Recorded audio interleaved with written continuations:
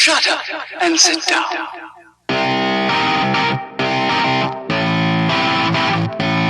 Do you think a lot of guys play games?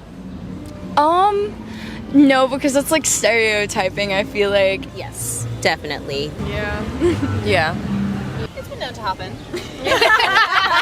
I don't think it's every guy. Because, like, girls get the same stereotypes, too, I feel. Like, well, obviously in a different way. A lot of times they could play like they're innocent and like they're really good at lying. Not saying all of them, obviously, but the ones I've encountered are very good at like playing the game and making it seem like they do want something genuine, like a genuine connection. And in reality, that's not the case. I guess it's kind of like if you meet someone and you get on really well and you're talking, and then You have a good crack? you know yourself, and he'll be like, "Oh, I had such a good time," and then there'll be like no texting, or like a text once a day, or like, and you're like, why?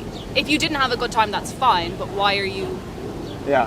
Why would you bother to say that? Like, why would you make an effort when you see someone and then there's like no communication? So you're saying more of the issue is like, you know, guys will say one thing but they'll act differently? Yeah, it's just a lack of consistency. I think that's what makes dating confusing. Like, some people at my school will, like, do it as a dare, and that never ends well. And, like, I just see too many people get hurt because of, again, games. You think it's like, instead of it being like, you know, a game of men versus women, it's more about like games versus no games, you know? Yeah, exactly. What are some times guys have done you wrong? They've done you dirty? Once I went on a double date and the guy went to a ballerina class right after the movies. What? And I walked him to the bus station to go to the class. I was actually there that day. You were the other person the double date? I was the other person. How did the date go for you? Oh, for me it went well. Yeah. The guy didn't go to ballerina? No, he wasn't a ballerina. You know, he didn't go run off to his ballet classes.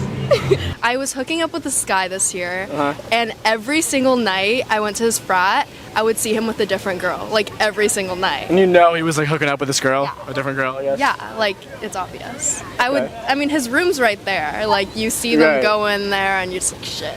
The worst, I'd say, is talk to his ex while he was talking to me. So a lot of guys talk to their ex when they talk to you?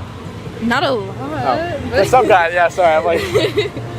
But it's happened a few times. Not a few times. Rejecting is so much better though.